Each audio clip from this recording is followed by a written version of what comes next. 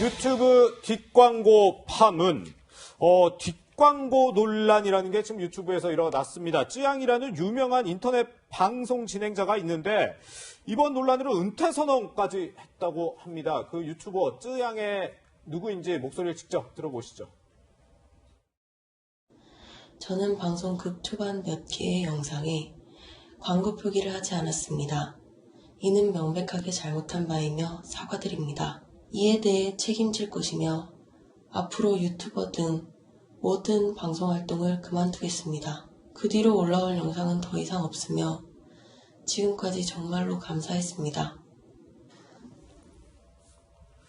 김태우 변호사님, 저는 사실 이 유튜브 쯔양 다소 생소하기도 한데 네. 변호사님 좀 아시나요? 저도 개인적으로는 저 유튜버 뭐 저런 방송 좀 본 적이 없어요. 그래서 모르는데 저희 막내딸이 이 사람 저 먹방하는 거를 가끔 봐서 그래요? 제가 누군지는 압니다만 저는 보진 않았어요. 예. 근데 이제 보니까 유튜버가 이제 구독자 267만 명이나 있는 먹방하는 저 유튜버라고 하더라고요. 예. 이제 그쪽 업계에서는 잘 알려진 유명한 사람이라고들 합니다. 예. 네. 그런데 지금 논란이 되고 있는 이 뒷광고가 도대체 뭐길래 지금 이렇게 논란이에요? 그러니까 그냥 광고나 뒷광고, 뒷작업 되게 어감이 좀 안 좋잖아요. 네. 뭔가 좀 어두운 면이 있는 것 같고 네. 딱 그런 건데 우리가 이제 드라마나 예능 프로 보다가 그냥 PPL이라는 거 있습니다. 간접 광고. 예. 뭐냐면 드라마 주인공들이 시도 때도 없이 특정 음료수를 먹어요. 예. 그 음료도 광고거든요. 근데 다만 그 마지막에 이제 엔딩 크레딧 올라갈 때 보면 협찬 받았다라는 걸 밝힙니다. 예. 그러니까 보는 사람들도 저게 이제 저 음료수 업체가 제작비 대줬구나 하고 협찬인 걸 알고 있는 거죠. 그게 이제 PPL이라고 하는 건데 간접 광고인데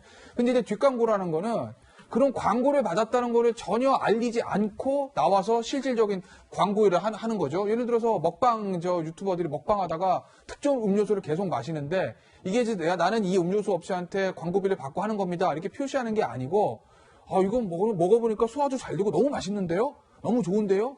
이 음료수 마시면 음식이 계속 들어가요? 뭐 이런 얘기를 하면 네. 저 유튜버가 진짜 저게 좋아서 마시는 거구나 이렇게 오해를 한다는 거죠. 그런데 알고 봤더니 그 음료수 회사에서 저 제작비라든지 광고비를 지원받았다. 이러면 이게 이제 광고라고 표시하지 않았는데 실제로 광고를 하는 거니까 그런 건 이제 뒷광고다. 이렇게 얘기를 하는 거죠. 네, 지금 쯔양 이 사람은 지금 구독자가 267만 명. 그런데 400만 유튜버인 문복희, 250만 유튜버 양팡, 또 게임 유튜버 도티 이런 분들도 줄줄이 지금 뒷광고를 했다는 사실이 알려지면서 파문인데요. 이번 논란의 도화선이 된 게 연예인들도 포함이 되어 있습니다. 지난달에 지금 가수 강민경, 또 스타일리스트 한혜연 씨 등등 유튜브 PPL 논란이 있었다면서요? 원래 이게 촉발된 거는 외국에도 사실은 그런 문제로 논의가 되고 있었고 사실은 공정거래위원회는 이걸 좀 제재해야 된다는 것들이 이미 공지되어 있는 상태입니다. 그렇죠. 그거에 대해서 이게 사실은 이제 소비 행태가 플랫폼을 통한 어떤 소비 행태로 가기 때문에 네. 유튜브 이 하는 분들이 어떤 논란이 일어나는 것에 대해서는 이 한혜연이라는 유튜브는 사실상 연예인 스타일리스트로 해가지고 예능 방송도 많이 나와서 유명세를 타신 분인데 네. 이분의 경우에는 더군다나 자기 돈으로 샀다라는 걸 계속 강조를 했습니다, 사실은. 네. 예. 그럼에도 불구하고 그건 완전히 기망한 행위가 아닌가 싶은데요.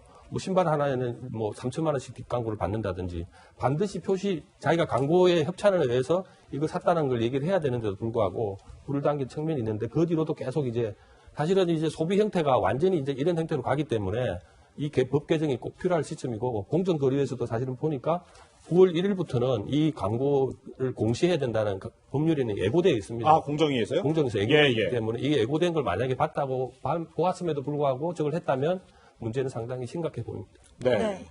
그렇군요. 그런데 김태훈 변호사님, 네. 그러면 어쨌든 지금 이 인터넷 방송 구독자들을 어떻게 보면 속인 행위이기 때문에 뭐 사기죄 이런 걸로 뭐 처벌이 가능해요? 글쎄 저는 사기는 쉽지 않을 것 쉽지 같은데. 않다.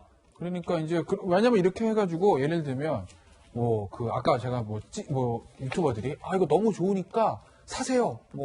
이래가지고 이제 재산적 이득을 얻었다고 하면 이제 사기가 될 텐데 그런 얘기는 없는 것 같아요.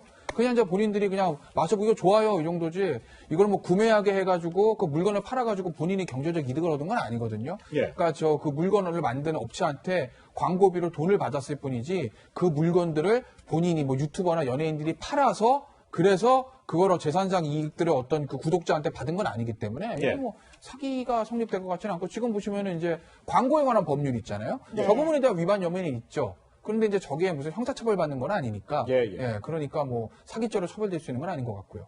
예. 네, 방금 전에 박 교수님께서도 말씀하셨지만 공정위가 나서서 다음 달 1일부터 추천 보증 등에 관한 표시 광고 심사 지침을 만들어서요 시행한다고 합니다. 뭐 시청자들이 쉽게 이것이 광고 협찬받고 방송하는 것임을 알 수 있도록 명확하게 표시하도록 하는 내용이고 이런 가이드라인을 제시함으로써 이를 따르도록 하는 이제 행위에 나섰다 이런 소식까지 전해드렸습니다.